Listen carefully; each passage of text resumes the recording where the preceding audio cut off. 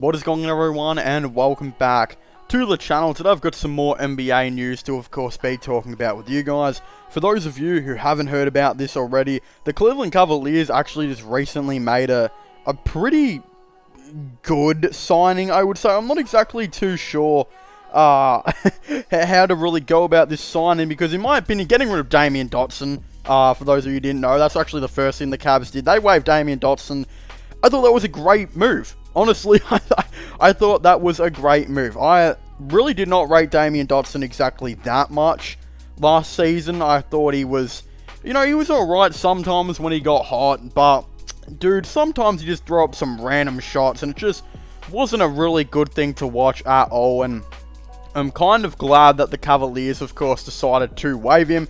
They actually decided to go out and sign a player in his place who we know the Cavaliers have been interested in for some time, and they finally decided to make this like an official move. Well, they actually decided to sign Denzel Valentine to a 2-year deal. I believe it will probably be non-guaranteed, pretty similar to how Damian Dotson's deal was non-guaranteed. Of course, this is all being reported by Chris Fedor. Now, I know Dotson has made some silly mistakes in the past, but the thing, same with Valentine, really.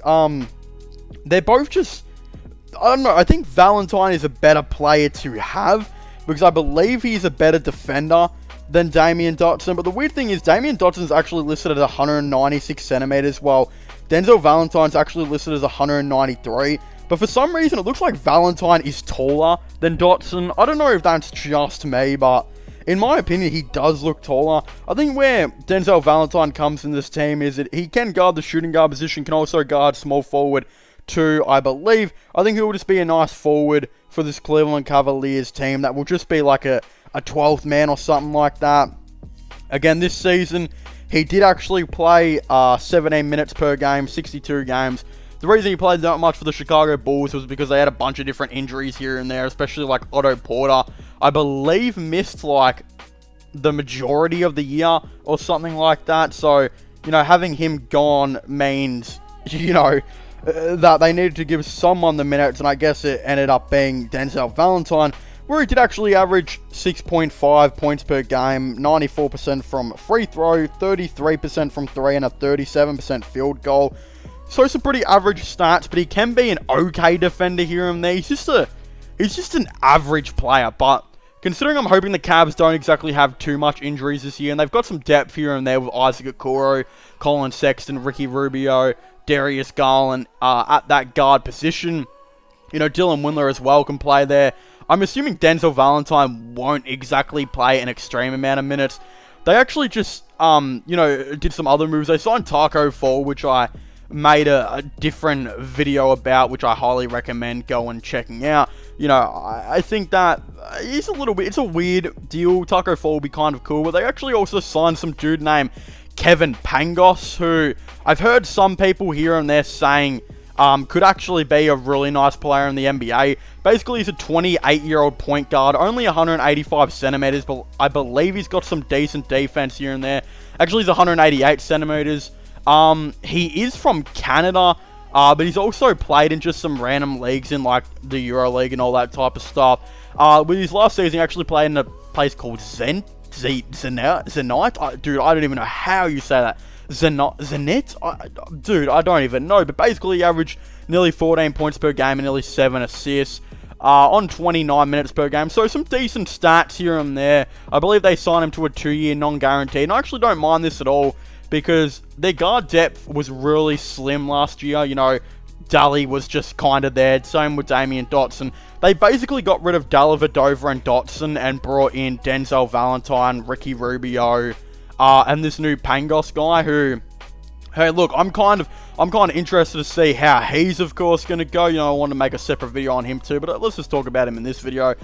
I've heard some people saying, that he could potentially be like Campazzo, where Campazzo kind of made like a little bit of a weird move. He came to the NBA, decided to sign for Denver, and actually played pretty good. So some people are saying it could be like a similar situation to that, except Campazzo's a lot more smaller, I suppose. He's a pretty small dude.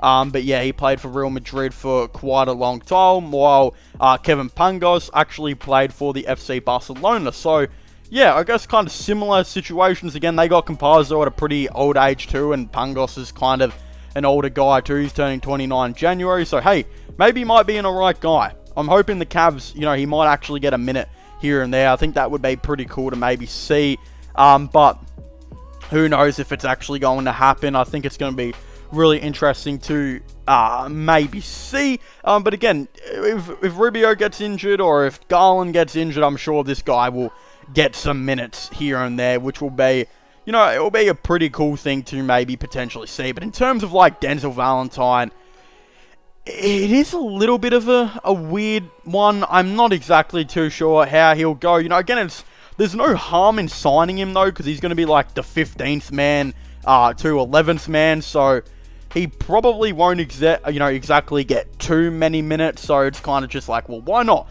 Why not go ahead and sign him? So it is what it is. I'm pretty excited to maybe see how he's going to go. Hopefully, he was pick 14 at one stage. Like, he was supposed to be a good player. Maybe because he is supposed to be heading into his prime now, maybe he can do some things here and there. But I just think, dude, the Cavs really haven't missed this offseason. I know getting Kevin Love, it's just like they've they didn't buy him out. It's just like, well, that's pretty expected. They're just not going to be able to. You might as well just keep him now at this point instead of just leaving him go. But then you also got the Isaiah Hartenstein one where they didn't bring him back. I guess that doesn't really matter. You also got the Lauri Markkanen one, which, hey, they also brought in Lauri Markkanen. I know they're paying him around 16 to 18 million a year, but it is what it is. I still don't really feel like that it is a miss. Like, I don't at all. I think that could be a really nice pickup for the Cavs. And bringing in, Rubio, just a couple of these other players here and there. The Cavs really didn't do much wrong. They actually brought in a lot more depth than what they've had in previous years. And that's been one of the big things that has let them down, is they've had a lot of injuries in a lot of years. So, hey, bringing in some depth might actually be a really nice thing for the Cleveland Cavaliers. But of course, if you haven't already, please make sure to leave a like and subscribe to the channel for the latest NBA content and NBA news. Of course, don't forget to subscribe to my gaming channel and my IRL/vlogging channels, and go check out my new podcast channel, which I, of course, have just made, which I will be linking in the description down below. But as I was saying, thank you guys so much for watching. Make sure to leave a like, subscribe, and comment, and I'll see you guys next time. Goodbye.